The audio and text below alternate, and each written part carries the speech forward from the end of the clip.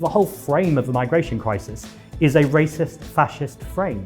The answer is not to blame the migrants. The answer is not to point at the small boats. The answer is to point at the private jets, the private yachts, and to multimillionaires and billionaires. So you're going to be the left's answer to Nigel Farage? For sure. I guess the one difference I would have is Nigel Farage is a one-man show. If I'm a one-man show, I've absolutely failed as the leader of the Green Party. You are now going to be running head-to-head, effectively, with Jeremy Corbyn and his new party, and you're going to fracture the left.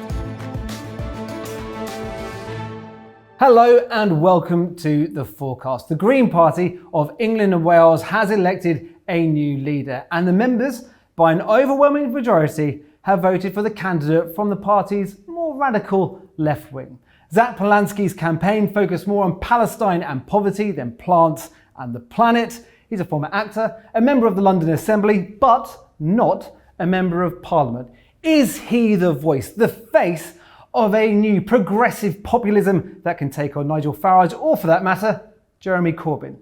Zack, very welcome to The Forecast. Thanks so much for having me on. Very first off, congratulations. I very much appreciate that. How does it feel? Still sinking in. It's a little bit surreal, if I'm honest, but also amongst all the elation and the celebration, and I'm sure there's lots of that to come, there's kind of a moment that we're in, which is a very particular moment. There's failing Labour government, reform on the rise, Nigel Farage just this week in that awful press conference around migration.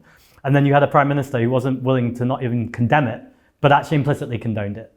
So it's a mixed response. I feel really, really good to win the campaign. Of course I do. I've just worked really hard along with my campaign team, but there's also a sense of how big the challenges are ahead, but I think we're ready to take them on. Okay, well look, you've just started there by talking about reform and migration. During your campaign, in fact, during your speech earlier, I heard an awful lot about the two-child benefit cap, disability cuts, wealth taxes, a little bit about water and sewage. I didn't hear an awful lot about the planet in general. Are you now a party about social justice, international campaigning, or are you still the Green Party about environmental issues? You can't have social justice without environmental justice. But which do you care more about now? I think it's not about putting those on a binary. I think it's about recognizing everyone knows the Green Party cares about the climate crisis. We live in one of the most nature depleted countries in the world, and we've all got to care about nature. If nature collapses, we have nothing. At the same time, people know that about the Green Party. I don't need to keep repeating that. What people don't know about the Green Party is we want to lower your bills. We want to nationalise the water companies. We want to take on wealth and power in this country. And we want to make sure that we're working with trade unions so workers have proper pay, dignity at work and proper sick leave. I think all of these things shouldn't be put in opposition to each other, because actually it's the corporations who are destroying our environment, but they're also the same people or same companies who are destroying our democracy and destroying our communities. This is all part of the same system. I think what's different though is I don't always come at it straight away from an environmental lens. I come at it from a social justice lens, but the environment is absolutely wrapped up in that. There's no way we can tackle the problems facing our environment and tackling the planet unless we have a more equal society. Is one of those voices on your shoulder louder than the other though? I think it depends on the day, and I think it depends on what's going on in the news. I think around about COP, for instance, this is the meeting that happens once a year of all the countries around taking global climate action. Then climate and environment clearly comes to the front of the things that I'm talking about. The rest of the time is other times when we absolutely need to be protecting nature and restoring nature. When I'm not speaking about them though, it doesn't mean we don't care about them, and it's not that they're still not at the forefront of everything we're doing. It's just that we need to meet people where they're at. And if you're worried about putting food on your table, heat in your homes, whether you can get to work or even if you have a job, then the climate crisis can seem quite a distant thing. Now, given longer to talk about it, I can absolutely tell you how the climate crisis is going to exacerbate the inequality that already exists in our society. The working class communities I'm talking about when I talk about social justice will face the worst impacts of wildfires and floods. They're the people who are least resilient to it. And the horrible irony is they're the people who've done the least to cause it. That's both on a national level, but also internationally in the global south. We've extracted them for oil and gas. So these conversations are all part of the same conversation. The question though is, what's the first thing we talk about? And I want to talk about lowering people's bills. Okay, let's talk about some of those things. Let's pick them apart. How do you actually start addressing those issues? Are you committed to net zero by 2030? If so, how? I'm undoubtedly committed to it, and I think anyone who isn't committed to it, that's sociopathic politics. Well, the polls would show that at the moment, the vast majority of the public are agreeing with Nigel Farage, and they're looking at net zero by 2030 and say, to do that, you're going to raise our bills, not lower them. Well, I fundamentally disagree. I think actually when you see polling, 89% of people want to see stronger action on climate. To come to your question though, so I'm answering it directly, people don't want to do it if it's going to cost them more money. And I don't want them to do it if it's going to cost more money. At the moment, it is costing people more money. If you're asking them to install a heat pump, or you're saying you need to insulate your own home to make it cooler in the summer and warmer in the winter at your own cost. These are the results of political choices from the government. They're not natural order. We can make different political choices. And right now, the government is subsidizing jet fuel. So if someone's getting a private jet, that is cheaper in terms of the government subsidy than if someone gets a train. It is absolutely outrageous. I went to Sheffield recently. It would have cost me more to get the train than to get a plane. I obviously got the train, but that's the wrong way round. Let's turn that round. But there are far fewer people getting private jets than there are hopping on trains. So yes, those two things, people might look at them and go, wait a minute, that's a bit rummy. But the numbers don't add up, do they? By cancelling one, you're not able to pay for the other. Well, we saw this government freeze fuel duty, for instance, so that's incentivizing car use. That's deeply irresponsible when we have air pollution in our cities. This often affects working class communities and minority communities, even worse than anyone else. Again, that doesn't have to be a natural order. We can invest in public transport. We can make sure that we're electrifying our railway lines and also within our cities and particularly in rural communities. Some rural communities don't have a bus for days. That's absolutely outrageous. It's ridiculous if you want to get to work or even if you just want to see a friend. Ultimately, again, political choices to incentivize car use and not public transport. Let's turn that around and make sure we're investing in the greenest, cheapest, most affordable option. The fuel duty freeze would impact an awful lot of working class people. Well, so first of all, most working class people who are truly working class don't own a car at all. They're often walking to work or they're struggling to even pay the bus fare. So I think that bit is important. White van man would have an awful lot to pick up with you on this. They would disagree with you. And I'd want to have that conversation, that disagreement, because they'd partly be right. And this is exactly what it comes to what I'm talking about. They're not the enemy and people driving around are not the enemy. And again, as I've said, if you do not have an alternative, what do you expect people to do? I can understand why people drive in rural communities. I'm fortunate enough to live in the centre of London. I can cycle around. Public transport is amazing. That's not most people's experience in this country, and I really mean most people. So then the question is, what are you going to do about it? And I think the thing is to make sure that the money is going to give people cheaper and better alternatives. Now that's with transport, but you can take this across any measure whatsoever. Any option where you want people to do the right thing for the planet and the right thing for the community, let's subsidize good behavior rather than subsidizing fossil fuel companies and oil and gas. And it's no coincidence that this Labour government took £4.1 million from Quadrature Capital. They're a hedge fund that have assets in oil and gas, arms trade and gambling companies. I think it points to why Keir Starmer and the Labour government are making so many terrible decisions. They're doing what they've been paid to by their vested interests. I have two vested interests. People and the planet. I think in fairness, I think Keir Starmer and the government would turn around and say, no, they're making those decisions because of the economic black hole they've inherited. But that's just me doing my job. But the economic black hole, we first of all knew about that before it even existed. And they're making it worse. I almost feel sorry for Rachel Reeves that she's making disastrous decisions to appease the markets. And even the markets aren't happy with the decisions she makes. There is plenty of wealth in this country. Since the pandemic started, billionaire wealth in this country has over doubled. Whereas our public assets have totally been stripped away. Let's spend money on our public services and our NHS, which, by the way, also happens to be good for the economy. Is your answer then to many of the social policies that you were talking about earlier on during your speech? So, ending two-child benefit cap, reversing disability cuts. Is your plan to pay for all of these policies out of taxing the wealthy more and more? When it comes down to it, where we're going to get the money from? There we go. Them lot, they can pay for it. So I think that's the first measure, is to talk about the extraordinary wealth in this country and the huge inequality gap. We don't need to change that inequality gap because we need the money, and I'll come on to that in a second. It's important to tackle inequality in and of itself because that's disastrous. So yes to wealth tax, a 1% tax on assets of £10 million or more, or 2% on assets of £1 billion or more, could raise about £24 billion. Alongside that, we could bring capital gains tax in line with income tax. Now, the reason why that's important, other than to generate money, is right now we tax earned income more than we tax unearned wealth. I think to most people that's outrageous and a completely ridiculous way of doing things. It doesn't have to be done that way. That's a series of political choices. Thatcher, Blair, and now Starmer, and obviously some terrible prime ministers in between that have kept that inequality. But also, we talk often about tax and spend, but actually this is the other way around. You can spend and tax. You can make sure that you're spending money on the public sector, because there's things called spending multipliers. Every pound we spend on the public sector ultimately throws throughout the rest of the economy. One of the number one things I want to take on as the leader of the Green Party is this myth that the national economy is anything like a household budget.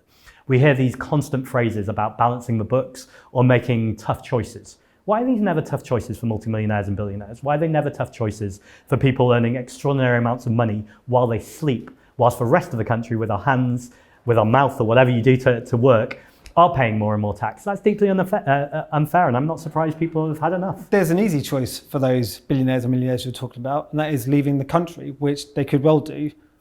Well, they can leave, but they can't take that asset. So the Duke of Westminster owns half of Mayfair. That's about £10 billion or more, as along with many other assets. You just can't pick up those and leave. But also, I think we should be more patriotic than that. There's a group called the Patriotic Millionaires who are saying, please tax us more. Because actually we live in this country because we want to invest in this country. Isn't that fairyland though, thinking, oh, wouldn't it be lovely if everyone was just giving more in their taxes?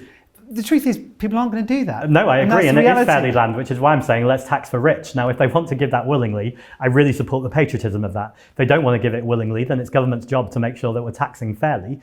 We're not asking for anything unfair here. We're saying if you have done extraordinarily well out of your business because we have a national health service, because we have a public education system, because of public services in this country, you should contribute to this country. And frankly, if you don't want to do that, then I'll happily wave you out the door.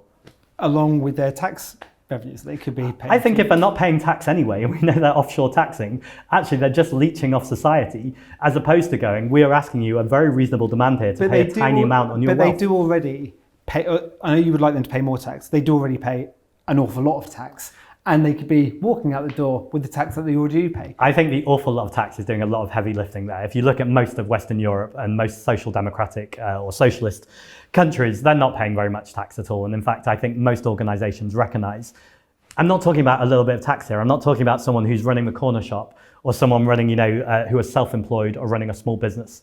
I am talking about multimillionaires and billionaires. And even then, I'm talking about a 1% tax on assets of £10 million or more. Now, you could reasonably say to me, by the way, is that enough? And I think it probably isn't. And so I think I've got a role in the Green Party to go, could we be bolder with this actually and tax the wealthy more? But the fact you get so much pushback on 1% shows you how much corporate capital and capture there is in this country. That such a basic suggestion that people should probably pay a little bit more in tax is received, I don't mean you're doing this, but just generally with such outrage and such kickback. Well, I think it's time that we stop cowering to that kickback and go, if you want to leave, leave. There are plenty of people in this country who are happy to pay tax. And I want people to live in this country who want to contribute to this country. One other policy that you've already spoken about, you released a very emotive video during your campaign on the White Cliffs of Dover, looking out at sea saying, look, the people who are coming across from France in small boats, they're being demonised by Labour and by the Reform Party. But what we didn't hear from you is, well, what's your actual policy on migration? So what is your policy on the small boats crisis? My policy is we can stop the small boats crisis. It's not a crisis, it's a manufactured crisis. And actually, we could have safe and legal routes. This has been a manufactured crisis by the Conservative government and now the Labour government to create a backlog, to remove processing centres and to dehumanise some of the most vulnerable people in the world. Now, I accept not everyone is fleeing for their life. I accept that not everyone is fleeing from persecution. But let's start there. Lots of people are. And lots of people who then get to this country, having travelled on a perilous journey, then when they appeal for asylum, do receive asylum. So the idea that lots of people are coming here and they are not deserving of coming here is the first thing that needs challenging. I'll go further than that though. If someone is coming to this country and they're an economic migrant, so they're not a refugee, they're not someone seeking asylum from a safe country, but they just want to come to this country because they want a better life or they see a better life in this country, what kind of message are we sending if we want this country to be so bad that we don't want these people to come here? I think we should want a country that people want to live here. The legitimate question is are you going to pay money in tax? Are you going to work hard? Are you going to contribute to this country? And the answer, extraordinarily so, when you look at data, is migrants are so much more likely to put money into our taxation system than they ever are to take out in social security and welfare. And just the final thing is we have an ageing population. We have masses of vacancies in the NHS. Sure, we need to train British people or people who are born in Britain for those jobs. But also, what is wrong with a migrant running our public services or contributing to this country. Again, as a patriot and someone who believes in progressive patriotism, I'm really proud that loving your country and loving your neighbour recognises that so many Black and Asian communities in this country right now are terrified. Now, they're not necessarily even migrant communities. They might have been people who have lived here for generations, but they are still terrified because the whole frame of the migration crisis is a racist, fascist frame. And the Green Party are the party that will tell the truth on that. Now, are the people shouting at racist or fascist? Absolutely not. Lots of them are very concerned that they can't get an NHS appointment, that they can't get a council house, that there's a sense the country is broken. And you know what? They're right.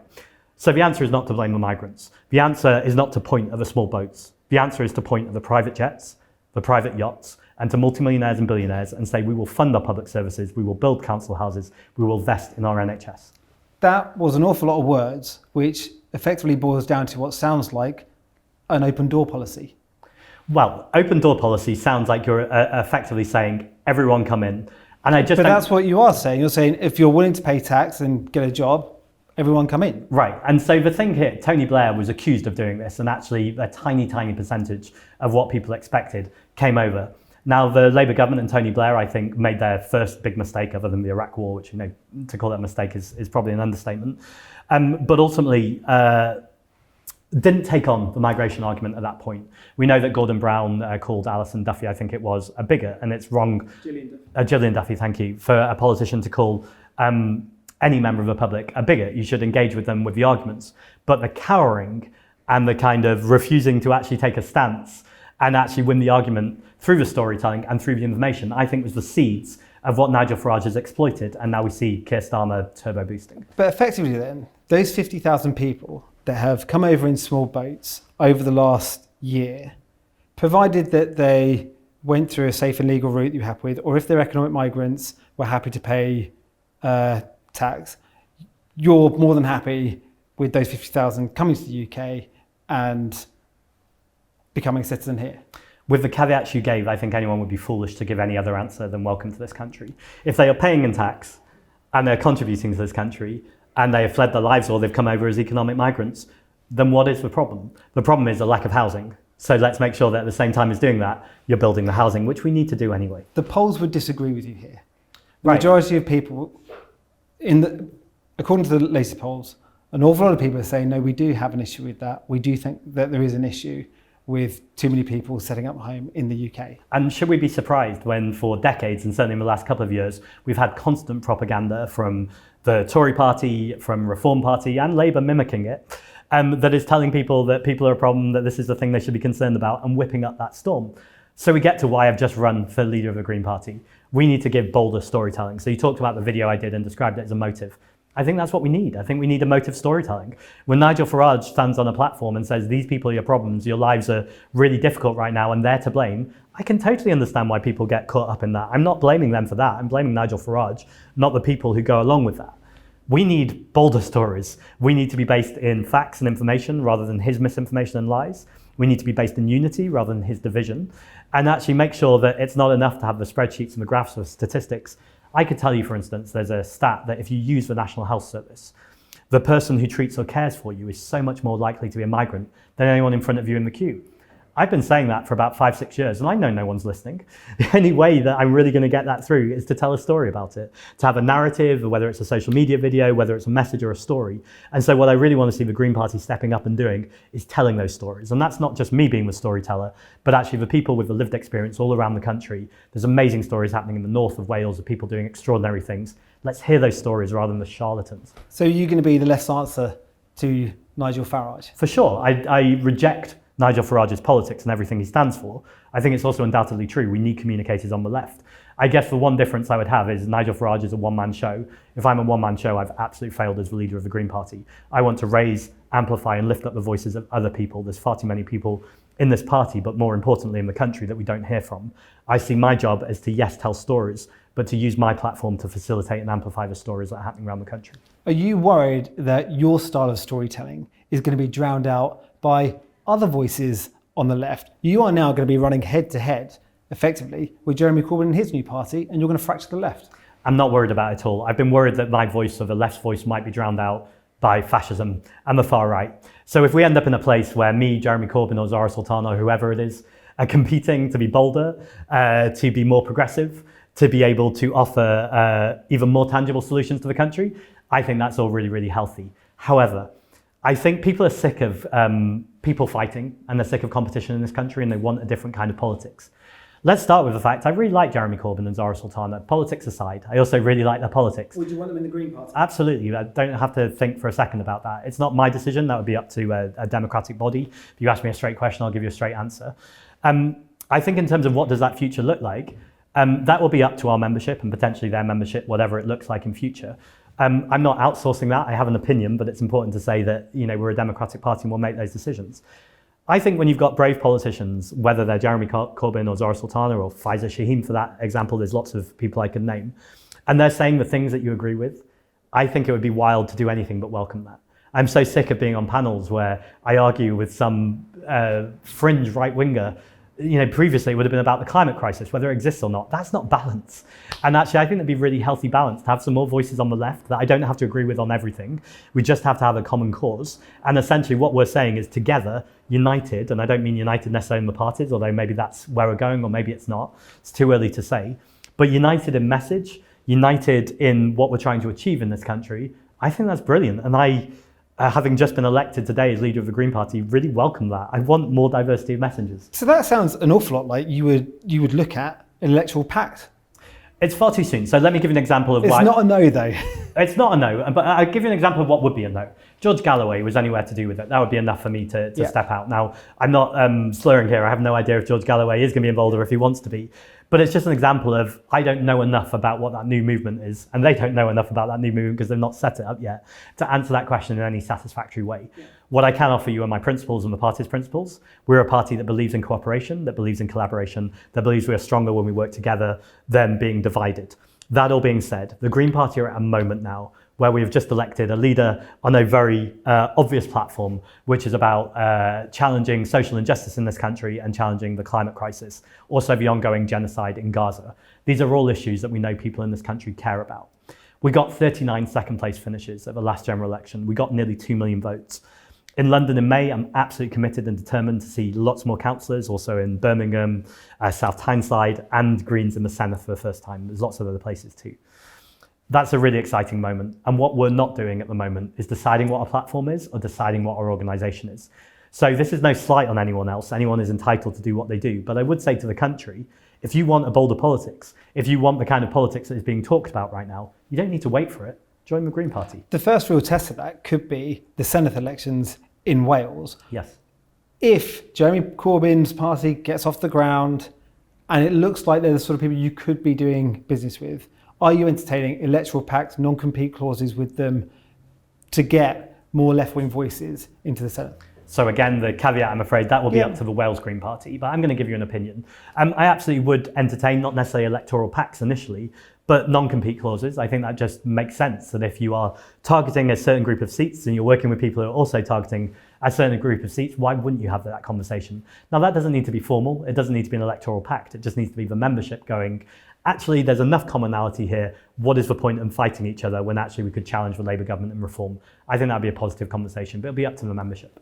Some people looking at this could say you might end up having more in common with Jeremy Corbyn and some other left-wing groups out there than you do with some of your own MPs. I think that's a fundamental misunderstanding of the party. In fact, I said today to Ellie, and I've said during the campaign many, many times, that when she stands up and challenges the Foreign Secretary on the ongoing genocide in Gaza, never mind the fact I'm now Green Party leader, as a Green Party member, I couldn't be prouder. When Adrian is talking about NHS dentistry and the need for ultimately funding our public services, those are positions that I'm absolutely aligned with. I think, is there a difference in... What about when Adrian was asked repeatedly in an interview whether or not he likes you and he couldn't say yes? I mean, it's absolutely ridiculous. I mean, people need to come up with an answer about whether people like each other or not. But I also think it's totally... But it won't help. You've only got 4 MPs. Right. So a quarter of them can't turn around and say, yeah, no, the leader, yeah, I like him. And I'm not going to lie to you. I come up with an answer. But I also think, how irrelevant is that? Me and Adrian have worked with each other for the last 3 years in a leadership team. Not only have we worked together, we've thrived together. It's been some of the best election results. In fact, it has been the best election results the party's ever had. So I know that professional relationship. I suppose the reason why some people look at this and say it matters is because when they look at the Greens in power, when they look at Brighton Council, first council that you managed to lead, and then that didn't end terribly well. They look at, you've got 4 MPs now in the last year. They look at, they've got the new leader, and one of the MPs can't even say he likes the leader. An awful lot of people will be looking at it and saying, actually, how credible are these guys when it comes to leading? I reject that entirely. I don't think people in politics want to know that the politicians can go for a pint together. In fact, I think they'd be even more impressed if they go, for whatever reason, you're not best of friends, but actually you're working really professionally, incredibly together, and you're going to turn this country around. I think that's what matters. In terms of Brighton, I'm really proud of some of the results in Brighton, building record social housing, for instance, and some of the initiatives that were pushed, I think, were really successful. I also think there's a warning shot there for the exact conversation we've been having. Labour were absolutely so determined and so ready to bring the Green Party down, way and above than they've ever competed with any other political party. I don't want to create that relationship with parties on the left. If Labour have chosen to do that, and in fact, I've not seen it myself, but I've heard Labour have come quite hard for me today, I think it shows the pettiness of the fact I'm talking about inequality and talking about the fact lifting up working class voices. You would think a Labour Prime Minister or Sadiq Khan, who I work with regularly, I do challenge him, but also there's moments of cooperation there, would go, actually, I welcome the fact that there's a new left-wing progressive voice in British politics. For whatever reason, here's why you should vote Labour and not Green. But they've not made that argument. They have completely, in the most petty tactics possibly, gone for me. And I think what that says is they are terrified. And I couldn't be more pleased, because right now they are more scared of losing votes and seats to the Reform Party than to the Green Party. What does success look like? In the next few months, I want Keir Starmer to be more worried about the Green Party than Reform. Absolutely convinced we can do it by growing our membership. I'm a bit conscious of time. So let's go through a few ones that hopefully will be a little bit quicker. First of all, one policy issue, NATO. Are you committed to NATO? So the Green Party policy is to stay in NATO, but to reform it from within. So asking everyone to take down their nuclear weapons and not be a nuclear alliance. Now, I think there's a legitimate... That's not going to happen. Well, I also agree. And I also think since then, Donald Trump has been elected. This is a man who calls Vladimir Putin his friend, meanwhile humiliates Zelensky in the White House. He's also threatening to annex Greenland. So if anyone supports NATO wholeheartedly, my question to you is, what are you going to do about that? Now, I think it's clearly not the time to leave NATO when all of this is going on. But what it is time for is to begin conversations about what does an alternative alliance look like. We've gone through Brexit, an absolute disaster, largely caused by Nigel Farage, a man with the audacity to then return to the main stage and say, I've got some other ideas of institutions you can leave. Horrendous. The difference there, though, was we could have reformed Europe from within. The question is, can we reform NATO from within with Donald Trump, or not even Donald Trump? America is an imperial power with the increasingly erratic decisions it's made. Is that the alliance and the special relationship we want? I think for now, it's too soon to break away, but we should absolutely be talking to our European neighbours and saying, what does an alliance look like based on peace and diplomacy, and that isn't reliant on a special relationship with a man who wants to turn Gaza into luxury condos? So at some point in the future, you could conceivably see leaving NATO in favour of some other alliance with European partners. Yeah, and it depends what sometime in the future means. That could be 5 years or 20 years. But what I'm arguing, and I don't think it's a contentious position actually once it's explained. I think many NATO members would see it as a contentious issue and say that what you're saying now will make the world an unsafer place. Well, I look at the world right now and I don't think it could be much unsafer. And I think it's them putting their heads in the sand if they think that the situation right now is okay. And the complete breakdown of international order, where Israel are committing a genocide that's not being just talked about, but it's being live streamed.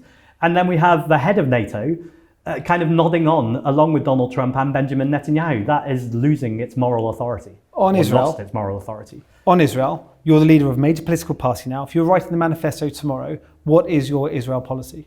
Well, as well as being a leader of a major political party, I'm one of only 5 Jewish leaders in the last 100 years. So that's a position I take seriously, both in challenging anti-Semitism and Islamophobia in this country. At the same time, and it's in completely the same breath, the fact that David Lammy and Keir Starmer shrug their shoulders and make sad faces about the genocide, yet continue to sell them arms, is an absolute moral outrage. So we must stop selling arms to Israel, we must stop sharing intelligence to Israel, and we must be arresting the people responsible for war crimes. That would be my policy on Israel.